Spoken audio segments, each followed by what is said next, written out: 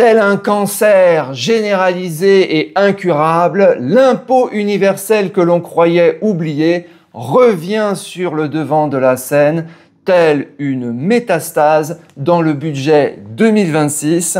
Ça date du 20 octobre, lors de l'examen du budget 2026, le 20 octobre, en commission des finances, le Rassemblement national, par la voix du député Jean-Philippe Tanguy, a voté l'amendement proposé par Éric Coquerel de LFI sur l'instauration d'un impôt universel. Donc cette fois-ci, c'est pas que l'extrême gauche, c'est aussi le Rassemblement national. Quand je vous disais qu'en France, il n'y a que de la gauche, l'extrême gauche, c'est la gauche, la gauche, le centre, c'est la gauche, et l'extrême droite, c'est la gauche. Tous les partis sont de gauche en France, ce n'est que du socialo-communisme. Il n'y a aucune représentation politique d'une vision, par exemple, libérale, comme la mienne, et c'est bien dommage.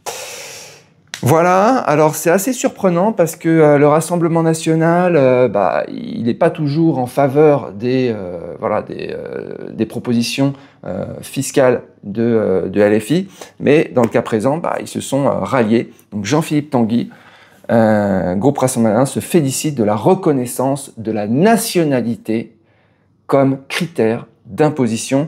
Dès lors que nous défendons la priorité nationale, il nous paraît logique, c'est ça qu'il dit, qu'il soit associé non seulement des droits, alors moi le droit que j'ai en tant que résident fiscal étranger parti depuis très longtemps, depuis plus de 15 ans, le droit que j'ai c'est d'avoir mon passeport. Je n'ai aucun droit. Les devoirs que j'ai, c'est que je paye toujours des impôts sur mes revenus fonciers, mes locations meublées, etc. En France, qui ne me donnent aucun droit. Je n'ai même pas de sécurité sociale française, rien du tout. Je n'ai pas de carte vitale, absolument rien. Donc pour l'instant, je n'ai que des devoirs.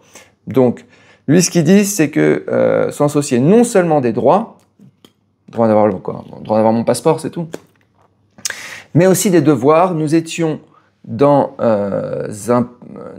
donc un peu malheureux lorsque M. Coquerel et M. Mattei avaient indiqué que l'impôt universel appliqué aux États-Unis ne pourrait voir le jour en France. C'est vrai qu'il n'existe qu'un seul pays dans le monde qui applique une extraterritorialité de sa fiscalité, c'est-à-dire qui va imposer ses résidents fiscaux étrangers, ce sont les États-Unis. Voilà, donc c'est assez moche. Alors on va voir qui est concerné. Est-ce que je serais concerné si cet amendement passe qu'est-ce qu'il faudrait faire? Bon, alors je suis allé voir directement l'amendement, donc comme ça on a le texte de loi, je vous le lis et je le commente. Donc c'est l'article 2, je mettrai le lien en description si vous voulez.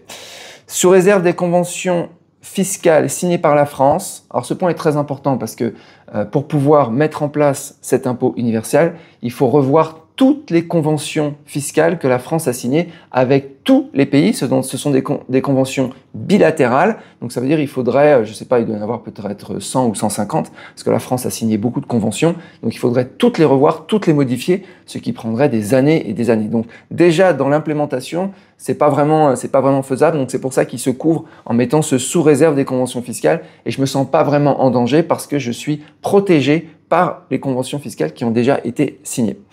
Voilà, mais qui peuvent toujours être modifiées. Donc il dit les personnes de nationalité française. Donc là on n'est plus taxé en fonction de notre résidence fiscale. Ah, je suis à l'étranger donc je suis plus taxé en France. Non, je suis nationalité française donc je suis taxé en France. Donc les personnes de nationalité française sur une période de 10 ans suivant leur départ, dont le revenu excède 5 fois le plafond annuel mentionné au 241, ça fait à peu près 230 000 €. Donc c'est quand même des montants importants et c'est seulement sur une période de 10 ans. Donc par exemple moi, clairement, ça me fait pas peur puisque je suis parti depuis plus de 10 ans de France. Voilà.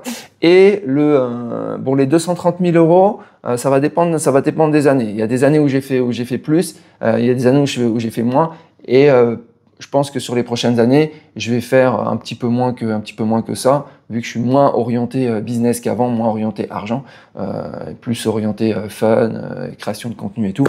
Mais pour ceux qui ont des gros business, ceux qui ont de l'ambition, 230 000 €, ça peut être assez rapidement atteint. Voilà. Mais ça va concerner, allez, je donne, je sais pas, peut-être même pas 5% des résidents fiscaux étrangers qui gagnent plus de 230 000 euros par an. C'est pas non plus la majorité. Peut-être, allez, 10%. Voilà. Mais ils pourraient aussi changer. Au début, ils iraient avec un seuil de 230 000 qui est très élevé. Puis derrière, ils pourraient dire bon, bah, finalement, c'est tout le monde, ou finalement, on baisse ce seuil à 50 000, et là, ça changerait la donne aussi. On les connaît, hein. Ils rentrent par la fenêtre, et puis ensuite, ils ouvrent toutes les portes. Ok. Ayant résidé, alors c'est compliqué, ayant résidé au moins 3 ans sur les 10 années précédentes, machin, bon, c'est un peu le fouillis, mais l'idée c'est de taxer ceux qui viennent de partir, parce qu'ils sont partis depuis seulement quelques années. Voilà, et alors attention, c'est qu'ils sont partis vers un État pratiquant une fiscalité inférieure de plus de 40% à celle de la France en matière d'imposition. C'est-à-dire ceux qui sont entre guillemets, des exilés fiscaux, qui sont partis pour des raisons fiscales, et donc pour ces gens-là seulement, ils seraient taxés. Pour les autres qui sont partis dans des enfers fiscaux, d'autres enfers fiscaux, je sais pas, par exemple, quelqu'un qui partirait de France vers l'Espagne, ou de France vers la Norvège, par exemple, bon bah eux, il n'y a pas de souci, ils continueront d'être taxés aussi bien qu'en France dans ces autres enfers fiscaux. Il n'y a pas que la France hein, comme enfer fiscal, il y en a plein dans le monde, surtout en Europe occidentale. Voilà, et pour ceux qui sont partis comme moi dans des destinations, je sais pas, ceux qui partent vers Dubaï, Panama, Thaïlande, Philippines, etc., Singapour, des destinations où derrière on peut quasiment avoir du 0%, île Maurice, Malte et compagnie, bon bah eux ils vont se faire lyncher. Alors, exposé sommaire, explication, le présent amendement, donc, qui date du 20 octobre, du groupe LFI a pour objectif de développer en France le principe d'un impôt universel ciblé parce que ça va pas toucher tout le monde, en tout cas dans un premier temps, ça va toucher les riches. Voilà. Alors ça touche tout, hein, c'est tous les revenus, hein. Revenus du travail, revenus du capital, tout. Notamment sur les paradis fiscaux via un mécanisme de fiscalité limitée étendu tel qu'il existe d'ores et déjà dans plusieurs pays européens et aux États-Unis. Alors ça existe dans plusieurs pays européens, c'est très très très ciblé. C'est toujours cette façon de dire, c'est incroyable cette façon de se comparer, je sais pas quand vous demandez aux gens, tiens il y a de l'insécurité dans telle ville, à Rennes, à Paris, machin, et toujours le réflexe des gens, pas que des politiques, c'est de dire oui c'est partout pareil, regardez à côté c'est pire.